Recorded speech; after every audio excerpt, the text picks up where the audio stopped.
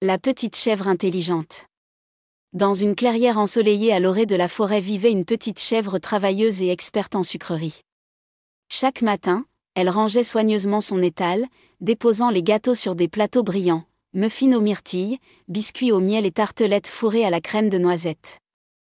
Le délicieux arôme se répandait dans les arbres et attirait les animaux de tous les coins de la forêt. Un jour, cependant, la paix de la chèvre fut brisée. Du fourré, un loup féroce apparut, aux yeux étincelants et aux crocs acérés. « J'ai très faim. Donne-moi tous les gâteaux ou je te mange. » Rugit le loup en tapant de la patte sur l'étal. La chèvre, tremblante, n'eut d'autre choix que de lui donner tous les gâteaux. Le loup les dévora sur place, sans se soucier de ses larmes. Et depuis lors, jour après jour, il vint réclamer sa part, laissant la chèvre sans rien à vendre.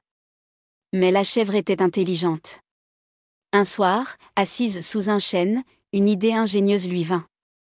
Le lendemain, elle se mit au travail, au lieu de sucre, elle versa du poivre dans la pâte.